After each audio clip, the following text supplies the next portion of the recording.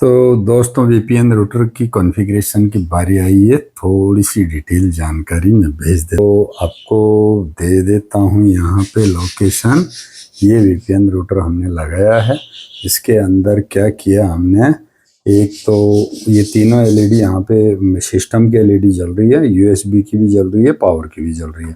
हमने सबसे पहले ये केबल क्या किया, वान रूटर से लगाया। रूटर की केबल कहाँ से आई है, ये एक एयरटेल का जो रोटर है, एयर फाइबर वाला, तो इस रोटर से केबल आई हुई है। ये केबल टेस्टिंग के लिए मैंने इधर से लगा दी है।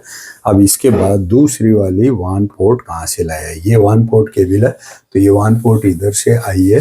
तो ये हमने एक कोफ ब्रांड वाले में एक हमने क्या किया, वो वीआई का एक सिम कार्ड रख दिया और इसके अंदर हमने ये केबल से इथरनेट ले लिया। तो ये सिम कार्ड वाला है, इसका इंटरनेट एज एयर फाइबर के जैसे काम करेगा, लेकिन ये 4G अनलिमिटेड वाली सुविधा है। वो 5G अनलिमिटेड होता है एयर फाइबर के अंदर। और इसको पावर दिया हुआ है छोटा सा एक एडाप्टर से। तो ये छोटा एडाप्टर है, यहाँ पे मोबाइल चार्जर का एडाप्टर है जिससे ये चल रहा है। तो हमारे पास दो वन पोर्ट्स हो गया। और ये फिर उसके बाद 1 हो गया, 2 हो गया, 1 3 वाला जो है ये अभी यूज नहीं कर रहे हैं। और फिर लाइन 1 वाला यूज नहीं कर रहे, लाइन 2 वाला हमने ले लिया और हमारे पीसी में दे दिया। अब पीसी में देने के बाद क्या किया है, इसको 3 मिनट तक के लिए हमने वेट करने दिया। तो सारी एलईडी ग्लो हो गई, सिंक हो गई। अब सिंक होने के बाद हम क्या कर रहे हैं, सिस्टम में जाएंगे। तो सिस्टम में पहले क्या चेक करेंगे, हम चेक करेंगे यहाँ पे जो आपको इथरनेट पोर्ट्स, देखो इथरनेट कनेक्टिविटी दिखा रहा है, तो यहाँ राइट क्लिक करके और नेटवर्क इंटरनेट सेटिंग में जाएंगे तो इस तरह का स्क्रीन दिखाई देगा। इस स्क्रीन पे यहाँ जाके देखोगे आपका इथरनेट दिखाई देगा। इथरनेट के अंदर यहाँ पे ये आईपी दिखाई देंगे। तो आईपी के अंदर तो काफी आईपी है, वो आगे का कंफ्यूजन होने वाला बात नहीं है। अभी हम क्या कर रहे हैं, देखो यहाँ पे देख लो आप, जो यहाँ दिखा रहा है, हम मेरे कंप्यूटर का आईपी है 192.168.0.100। ये डीएचसीपी सर्वर ने इश्यू किया है। IP6 भी यहाँ पे किया है अनइनक्रिप्टेड, मतलब मैं इनक्रिप्टेड मोड में नहीं डाल रखा हूँ आईपी, अभी नॉर्मल में है। इनक्रिप्टेड यहाँ पे लिखा हुआ आएगा जब भी मैं इनक्रिप्टेड मोड में जाऊंगा। तो इनक्रिप्टेड मोड में तो दो वीपीएन को आपस में कैसे लिंक करेंगे उस टाइम के लिए बताएंगे। अभी को मैं सिर्फ इनका लोड बैलेंसर और स्टैंड बाय वाला ऑप्शन बता रहा हूँ। तो यहाँ पे जाके देखा तो हमारा ये क्या है, डीएनएस सर्वर और डीएचसीपी सर्वर। तो ये क्या हुआ, डिफॉल्ट गेटवे तो इधर आया हुआ है, ये भी गेटवे ही है। तो ये 192.168.0.100 तो खुद का आईपी हो गया, और 192.168.0.1 ये इसके गेटवे दोनों अपने अपने आप आया है, डीएचसीपी सर्वर है। तो हमें क्या करना है, यही डाटा हम कॉपी कर लेंगे बेशक। तो ये कॉपी करके हम इसको कर दिया मिनिमाइज करने के बाद हम क्या कर देंगे, यहाँ पे हमारा कोई भी एक वेब ब्राउजर खोलेंगे। तो वेब ब्राउजर में ऐसा कर दिया कि यहाँ पे क्लिक किया। यहाँ पे क्लिक करने के बाद वेट करके देखेंगे कि क्या यहाँ पे कुछ आता है क्या। तो देखो यहाँ पे अभी HTTPS नहीं है, नॉट सिक्योर है। इसका मतलब ये अभी सिक्योरिटी मोड में नहीं है, नॉन सिक्योर मोड में है। तो नॉन सिक्योर मोड में पहले कॉन्फ़िगर करना होता है, तो हम नॉन सिक्योर मोड में कॉन्फ़िगर कर रहे हैं। अभी यहाँ पे क्या है, इसको एडवांस में क्लिक करेंगे यहाँ पे, क्यों ये विंडो 11 में इस तरह का होता है। तो यहाँ पे जाके देखेंगे तो बोला क्या आप अनसेफ खोलना चाहते हैं क्या, हाँ हम अनसेफ खोलना चाह रहे हैं। तो हमारा सिस्टम का फायरवॉल हमको इसको कॉन्फ़िगरेशन करने की परमिशन देगा। अभी आप जाके देखो यहाँ पे 3 चीज लिखेंगे, हम अपना यूजर नेम लिखेंगे और पासवर्ड लिखेंगे, और यहाँ पे कंफर्म पासवर्ड लिखेंगे। तो हम ऐसा चीजों को एक नोट्स बना लेंगे। नोट्स बनाने के टाइम पे क्या करेंगे, हम एक यहाँ पे जाके नोट लिख लेंगे। नोट में जाके ओपन करेंगे। ओपन करके हमारे को यहाँ पे एक नया न्यू नोट्स बनाएंगे। न्यू नोट्स में करेंगे हम कि TP लिंक सेटिंग, ऐसा करके इस फाइल को सेव कर लेंगे। पक्का आप नोट्स बनाओ और हैंड राइटिंग का बनाओ या कौन सा भी बनाओ, लेकिन ऐसा बनाना जरूरी है। तो टीपी लिंक सेटिंग,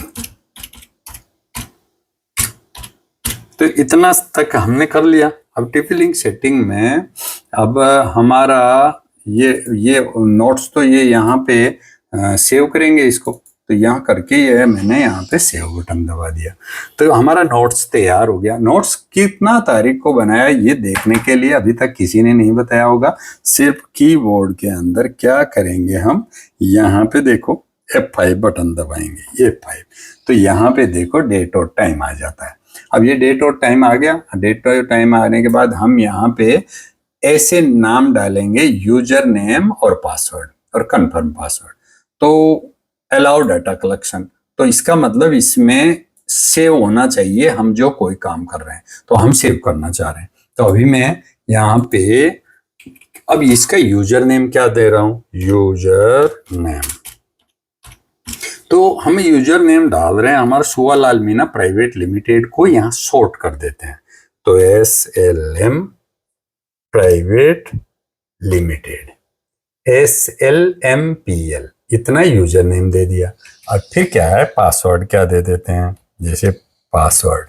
अब पासवर्ड के अंदर हम क्या करेंगे, छोटे बड़े अक्षर मिक्स कर देते हैं कि ये कौन सा टाइम का कंपनी का है हमारा, तो हम डाल देते हैं जैसे SLMPL, तो S कर देते हैं बड़ा और SM, देखो SLMPL, ये हमने क्या कर दिया, छोटे अक्षरों में लिख दिया। अब हम इसके साथ में स्पेशल साइन दे सकते हैं। तो स्पेशल साइन में जैसे @ का सिंबल देना चाह रहे हैं हम, @ सिंबल दे दिया। इसके बाद हम क्या है, हमारा ऑर्गेनाइजेशन कब का है, तो ऑर्गेनाइजेशन की का ईयर डाल देते हैं, बर्थ ईयर।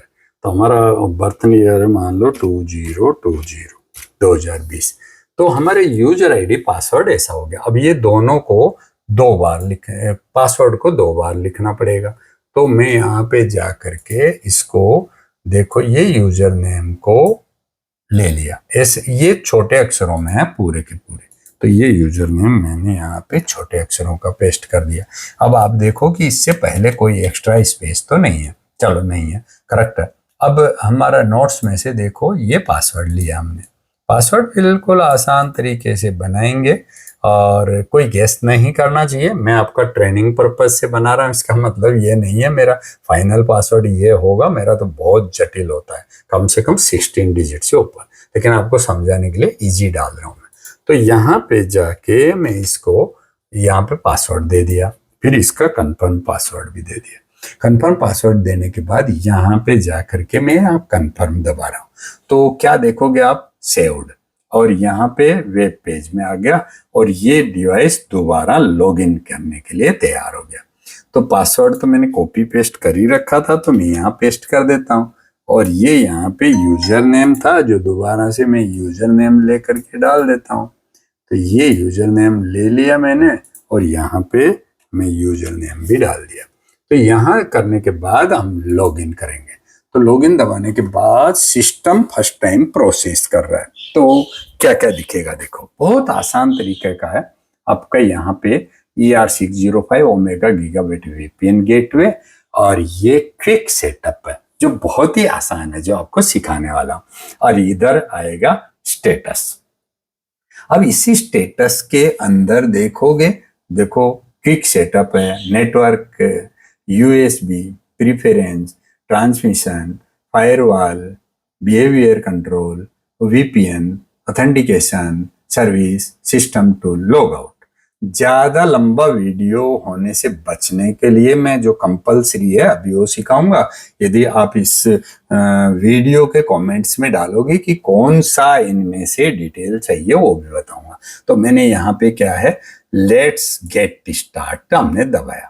तो क्या किया, हमारे पास यहाँ पे आया है USB मॉडेम पोर्ट, आपका इनेबल करना है क्या आपने, और WAN LAN 1 को करना है क्या और LAN 2 को करना है क्या। तो LAN जो 2 है वो तो रहेगी। तो हम क्या है 1 को कॉन्फ़िगर कर रहे हैं, डायनामिक आईपी देना चाहते हैं, और ये LAN 1 को भी हम इनेबल कर देते हैं। और दूसरा वाले को इसलिए कर लेंगे कि मोबाइल फोन पे हम क्या करेंगे, एक डिवाइस लगाएंगे ईथरनेट वाला, जो मैं दिखा देता हूँ। यहाँ टाइप सी पोर्ट है और ये ईथरनेट पोर्ट है, जो कि मैं यूएसबी एडाप्टर से रूटर में लगाया। तो ऐसा हम मोबाइल फोन के पीछे लगा करके उसका डाटा इन करेंगे। तो वो इन करने के लिए मैंने इस सर्विस को भी इनेबल कर देता हूँ। और यूएसबी मॉडेम को भी क्या इनेबल करना चाहते हैं क्या, तो ये भी इनेबल कर देता हूँ। इतना करने के बाद यहाँ कॉन्फ़िगरेशन टाइप ऑटो किया। लोकेशन तो हमें देना ही है, हम कोई चोरी चकारी थोड़ी कर रहे हैं। तो हम क्या करेंगे, इसमें अपना लोकेशन दे देंगे। हम इसे कॉन्फ़िगर कर रहे हैं इंडिया में। अब मेरा एक रोटर कहाँ पे होगा, एक इंडिया में होगा, एक अमेरिका में होगा, कनाडा में होगा। तो जहां जहां का लोकेशन जिसके लिए देंगे वही डालेंगे, ताकि वहां की सिक्योरिटी लाए। अब मोबाइल की आईएसपी कौन सा है, तो यूएसबी मॉडेम के लिए हम यहाँ पे आईएसपी मैंने बताया था हमारा वोडाफोन आइडिया है, तो हमने आइडिया सेलुलर 2 कर दिया। अब ये लोड बैलेंसिंग में क्या बोल रहा है कि इसको क्या यूज करना है, तो लिंक बैकअप करना चाह रहा हूं। लिंक बैकअप का मतलब जब हमारे सारे नेट फेल हो जाएंगे तब ये यूएसबी मॉडेम काम करेगा। तो हम लिंक बैकअप कर रहे हैं, इसको बैंडविड्थ बेस्ट बैलेंस नहीं कर रहे। तो प्राइमरी 1 हमारा कौन सा रहेगा, तो यहाँ पे हमारा 1 है, LAN 1 मतलब 1/LAN 1 है और 1 LAN 2 है। तो हमारा प्राइमरी रखना चाहते हैं हम 1, जिस पे हमने फाइबर का रोटर से कनेक्शन दिया हुआ है। तो ये हमने सेट कर दिया, ये कंपलसरी है। ये सेटिंग नहीं करोगे तो आगे आपका चलेगा नहीं। अब 1 को जो आईपी क्या मैनुअल डालना चाहिए, ज्यादा सिक्योरिटी के लिए डालना चाहिए, लेकिन अभी हम आपको ट्रेनिंग पर्पज पे इस पे मैं स्टैटिक आईपी नहीं दे रहे हैं, हम डायनेमिक आईपी दे रहे हैं। PPOE और L2TP PPTP ये सेटिंग्स के बारे में आप कमेंट्स कर सकते हो। अभी मैं सिर्फ डायनेमिक आईपी में आगे बढ़ रहा हूँ। अब 1 LAN 1 के लिए क्या करना चाहते हो, तो हम इसमें भी डायनेमिक आईपी देना चाहते हैं। जब भी हम केबल लगाएंगे अपने आप लगे। 1 LAN 2 के लिए क्या करना चाहते हैं, ये भी हम डायनामिक आईपी देना चाहते हैं। तो अब आप देख सकते हो कि पहला पेज का सेटिंग तकरीबन कंप्लीट हो गया। यहाँ पे एक क्या रहता है, नेक्स्ट बटन रहता है। तो नेक्स्ट बटन हम दबाएंगे और यहाँ पे कंफर्म दबाएंगे। कंफर्म दबाने के बाद क्या लिखा हुआ है, रीबूटिंग। अब ये रीबूटिंग की जो प्रोसेस है लगभग 3 से 4 मिनट है। तो मैं यहाँ पे आपकी वीडियो पॉज नहीं करूंगा, तो काफी लंबा हो जाएगा। थोड़ा वीडियो पॉज कर देता हूँ।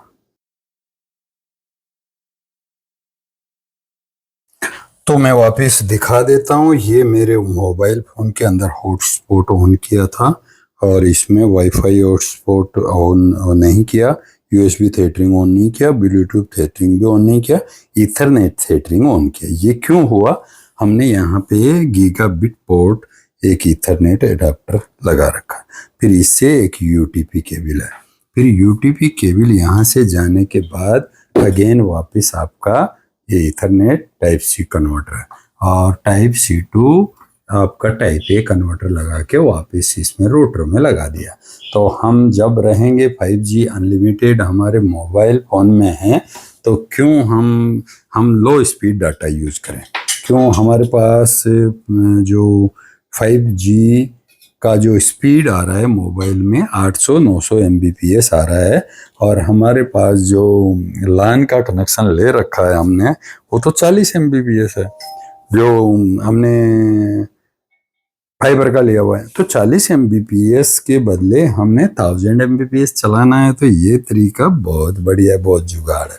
अब हमने भाई आपको बता दिया था यूजर आईडी पासवर्ड क्या था, मुझे भी याद नहीं है। चलो मैं वापस अपना डिवाइस में से देख लेता हूँ। तो ये मेरे को मिल गया है यहाँ पे, इसका क्या हुआ, यूजर आईडी।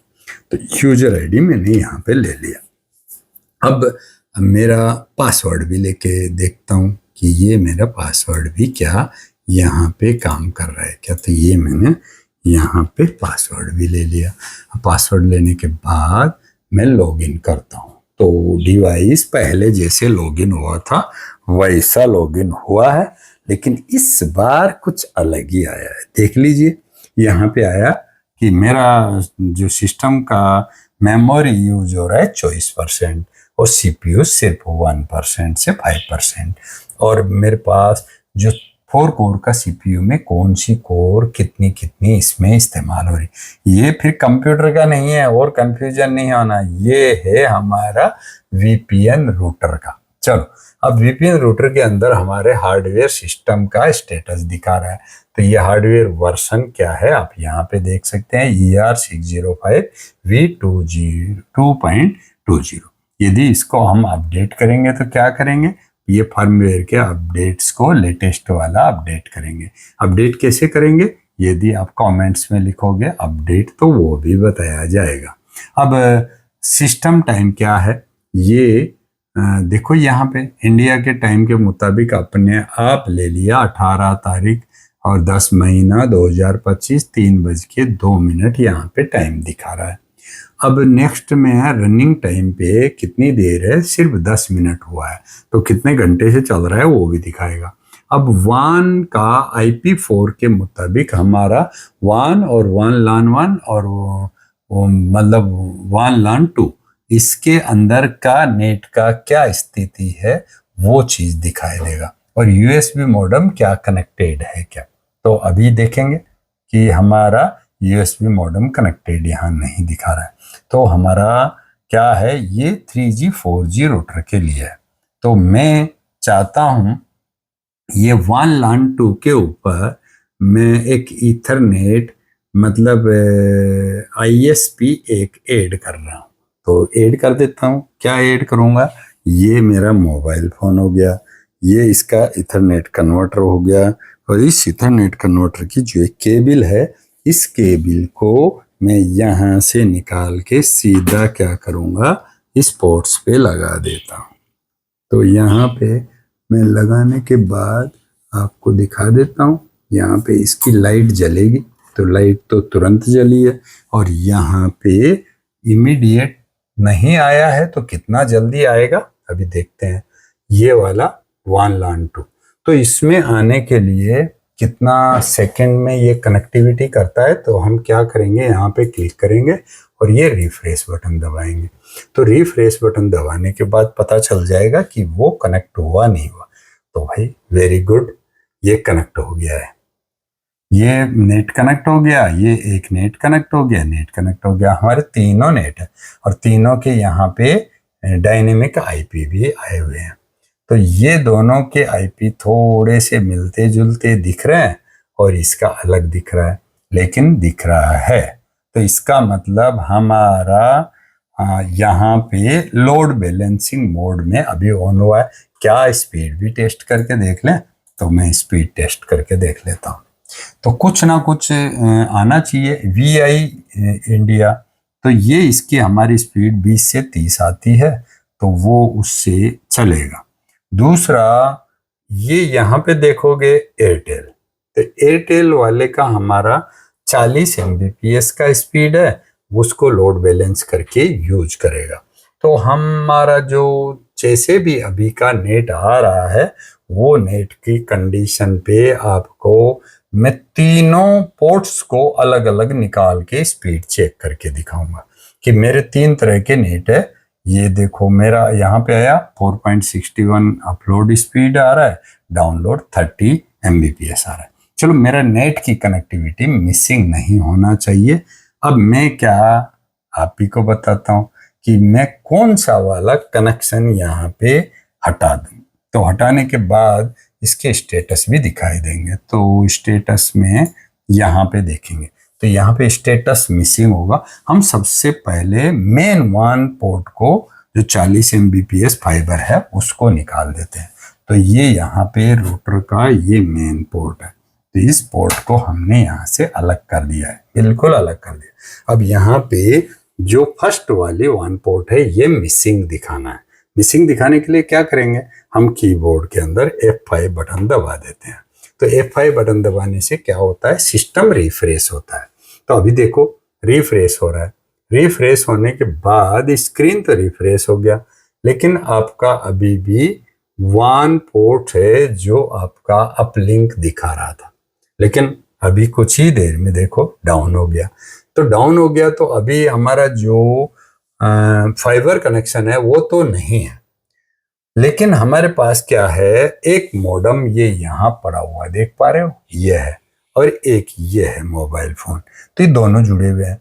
तो दोनों जुड़े हुए हैं तो क्या हमारा नेट ठीक चल रहा है क्या, मैंने वो हटा दिया। अब हटाने के बाद यहाँ पे दोबारा से स्पीड टेस्ट कर देता हूँ। मैंने फाइबर कनेक्शन रिमूव कर चुका हूँ। अब स्पीड चेक कर रहे हैं, जिसमें हमारा 4G का एक है और एक मोबाइल फोन है। तो मोबाइल फोन का मेरे ख्याल से वाईफाई ऑन था, इसलिए वो दिक्कत आई थी। तो मैं इसको दोबारा से टेस्ट करूंगा। तो क्या था, मैंने मेरा मोबाइल फोन का वाईफाई ऑन था, वो ऑफ कर दिया है। ऑफ करने के बाद मैं चेक कर रहा हूँ, तो मोबाइल फोन मेरा थर्ड वन के ऊपर जुड़ा हुआ है, और मेरा जुड़ा हुआ है एक कनेक्शन है जो मेरा VI का भी लगा हुआ है। तो VI वाला 4G है और 5G वाला है अपना थर्ड वाली पोर्ट पे, और फर्स्ट पोर्ट मैंने खाली कर दिया। तो देख लेते हैं कितना स्पीड हमको मिल रहा है, हमारा काम चलेगा नहीं चलेगा, या अल्टरनेट है या दौड़ेगा। तो हमने अभी जो देखा उसके मुताबिक हमारा 1 कनेक्शन भी मिसिंग है, और 2 कनेक्शन और 3 कनेक्शन है। तो आगे देख रहे हैं। तो अभी आपने स्टेटस देख लिया, O2 और 3 पोर्ट्स की क्या कंडीशन है और कितना स्पीड मिला है। अब आप बोलोगे तीनों का स्पीड बूस्ट अप करके दिखाओ, वो भी पार्ट 2 में दिखाएंगे, लेकिन अभी के लिए तो मैं इतना ही दिखा रहा हूँ, जो आप देख लीजिए। अब मैं क्या कर रहा हूँ, मेरा जो एक कनेक्शन निकाल दिया था फाइबर का, और ये वाला जो सेकंड कनेक्शन है ये मेरा है इस वाले मॉडेम का, 4G मॉडेम का। तो ये 4G मॉडेम वाला मैं निकाल लेता हूँ, और मैं सिर्फ अभी रहने देता हूँ सिर्फ मेरा मोबाइल फोन वाला। तो ये मोबाइल फोन का केबल ये लगा हुआ है, ये फोन लगा हुआ है, ये यहाँ देख सकते हो। तो मैं यहाँ पे पहले तो स्टेटस दिखा देता हूँ आपका। यहाँ पे जो फर्स्ट मिसिंग था, अभी सेकंड मिसिंग होना चाहिए। तो मैं यहाँ क्लिक कर दिया और ये यहाँ पे रिफ्रेश कर दिया। तो रिफ्रेश तो सिस्टम में तो ऑटोमेटिक होता रहता है, लेकिन यहाँ पे तो मेरे दोनों देखो लिंक डाउन है, 2 में लिंक डाउन हो गया। अब तीसरा वाला सिर्फ मेरा, जिसमें एयरटेल की सिम कार्ड है और 5G नेटवर्क आया हुआ है, और उस मोबाइल फोन के थ्रू ये थर्ड वन पोर्ट है। तो इस वन पोर्ट के लिए मैं अभी क्या कर रहा हूँ, साथ के साथ ही दिखा देता हूँ आपको कि स्पीड कितना है। तो मैं यहाँ पे जाके देख रहा हूँ, अब मेरी थर्ड पोर्ट सिर्फ इनेबल है और बाकी पोर्ट्स नहीं है, और मॉडेम भी नहीं लगाया हुआ है। तो अभी मेरी स्पीड क्या चल रहा है क्या, तो आगे बढ़ा के देख रहे हैं, आपके सामने है। और देखो यहाँ पे पिंग के अंदर मिली सेकेंड्स है, वो तो एयर से आ रहा है तो अलग आएगा, और ये डाउन का जो पिंग टाइमिंग आ रहा है, अप का पिंग टाइमिंग भी आएगा, स्पीड भी आएगा। तो 129 Mbps है। तो क्यों आप फाइबर वगैरह का बिल भरते हो, फाइबर का बिल तो कम से कम 500 रुपये रहता है, और 1000 रुपये तक पर मंथ बिल जाता है। यदि मोबाइल फोन में एक अनलिमिटेड आप 3-4 हजार रुपये के बीच का रिचार्ज कर दिया, तो साल भर टेंशन फ्री क्यों नहीं रहते। तो अच्छा आ रहा है हमारे पास सिस्टम से अपलोड वाला 17.47, डाउनलोड 129.48। तो मैंने यहाँ पे तीनों को चेक कर दिया है। अब क्या है, एक ही कनेक्शन है अभी, बाकी और कनेक्शन तो है नहीं, तो मैं सिंगल कनेक्शन लगाता हूँ। अब सिंगल कनेक्शन मेरा मोबाइल फोन का था, मैं मोबाइल फोन का कनेक्शन को हटा देता हूँ। तो मैंने क्या किया, ये तो इथरनेट है, ये मोबाइल फोन की है, तो मोबाइल फोन का हटा दिया है। और मैंने क्या किया है, अपना सिर्फ 4G रूटर जो वीआई की सिम कार्ड में लगा हुआ है साथ में, और ये अनलिमिटेड डेटा वाला है, तो इसको सिर्फ मैं चेक करना चाह रहा हूँ कि ये क्या ठीक से कनेक्टेड है क्या। तो यहाँ पे जाके देखेंगे, देखो ये लिंक अप होना चाहिए और ये डाउन होना चाहिए, ऊपर का भी डाउन रहना चाहिए। तो सिस्टम को रिफ्रेश कर देते हैं, तो आपके सामने प्रैक्टिकली चल रहा है। इतना इजीएस्ट और आराम से कोई समझाएगा नहीं, ऐसा जैसा बोला वैसा हो गया है। हो गया तो ये सिस्टम का हेल्थ भी दिखा रहा है, और सीपीयू का देखो 50% तक जा रहा है, क्यों, इंक्रिप्शन का मामला भी तो है। तो अब हम इसकी स्पीड टेस्ट कर लेते हैं। तो मेरे पास सिर्फ अभी कौन सा चल रहा है, आप प्रायोरिटी की बात करें तो इसमें से हमारा चल है जो वीआई वाला 4G मॉडम से जो आया हुआ केबल है उससे कनेक्टेड है। तो हमारा यहाँ पे स्पीड टेस्टिंग के लिए हमने बटन क्लिक किया है, अभी स्पीड का पता चल जाएगा, तो देख लेते हैं। तो मैं सीधा अभी शॉर्टकट बता देता हूँ कि मेरा सिर्फ जो 40 Mbps का एयरटेल का फाइबर का कनेक्शन है वो लगा हुआ है। हालांकि मेरे कनेक्शन के अंदर बाकी बहुत से इक्विपमेंट चल रहे हैं, 20-30 इक्विपमेंट चल रहे हैं, उनका मैंने प्लग नहीं निकाला हुआ है। चलो आपका टेस्टिंग पर्पज के लिए निकाला जाए तो सब डिस्टरबेंस हो जाएंगे, इसलिए मैं वो नहीं निकाल रहा हूँ, उनको चलने दो जैसे भी है। मैं सिर्फ यही टेस्ट कर रहा हूँ कि मेरे को स्पीड कम आएगा, वो इसलिए आएगा कि मेरे पास बहुत सी चीज़ें चल रही है ऑलरेडी, 10-15 डिवाइस पहले से चल रहे हैं, तो उनके चलते चलते ही मैं चेक कर रहा हूँ। तो यहाँ पे ये स्पीड को अभी हम चेक कर रहे हैं। तो ये क्या है, एयरटेल का फाइबर कनेक्शन है, और उससे ये कनेक्टिविटी आ रही है, और इससे हमारा फाइबर का स्पीड कैसा बूस्टअप हो गया है। तो काफ़ी बूस्टअप है, और हमारे पास तकरीबन 20 Mbps तक आ गया है।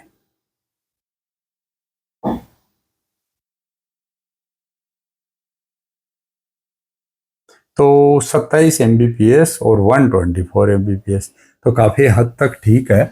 अब हम इसको साथ में कोशिश करते हैं कि क्या ये स्पीड में और भी सुधार हो सकता है क्या। तो चलो देख लेते हैं क्या इसमें सुधार कितना होता है। तो ये चेक करने के लिए हमारे को यहाँ तो डिवाइस का स्टेटस पे रिफ्रेश करके देख लेते हैं। रिफ्रेश नहीं है तो ये ओके, तो यहाँ पे जो लिंक का टाइम है दोनों पे अपडेटेड है, तो ये अपने पास अभी स्पीड देख पा रहे हो। और इसमें क्या है, हमें ये फायदा मिल सकता है पिंगिंग टाइम का। तो गेमर्स वगैरह जो गेम वगैरह देखते हैं उनको स्पीड तो ज्यादा नहीं चाहिए, लेकिन चाहिए पिंग स्पीड। तो अभी देखो पिंग स्पीड हमारा सुधर गया है, 3758 47 आ रहा है, जो कि बहुत ही बढ़िया दे रहा है, कोई दिक्कत नहीं है। अभी हमारा 77 और 23 Mbps तक मिल रहा है। अब क्या मैं एक और भी जो नेट मिसिंग करके दिखा देता हूँ, जिससे हमारे पास स्पीड कितना मिल पाता है। तो ये लास्ट एक स्टेप है जिसको हमने डाउन करके चेक कर लिया है। हमारा तकरीबन 20 से 40 Mbps तक स्पीड मिलना चाहिए, और पिंगिंग स्पीड में ज़्यादा डिस्टरबेंस नहीं होना चाहिए। तो ये चीज़ को हम चेक कर रहे हैं। देखो हमारा सिर्फ 10 पिंग स्पीड आया है, डाउनलोड का 9 आया है, और हमारे पास लगभग भी हमारे पास कितना स्पीड आ पा रहा है, 3923 और अपलोड स्पीड भी देख लेते हैं कितना तक मिल पाता है। तो इसमें और भी यदि हम सेटिंग अच्छा करेंगे तो बेटर तरीका देखो कितना बेटर है। पिंग स्पीड कितना मिल गया और स्पीड भी कितना मिल गया।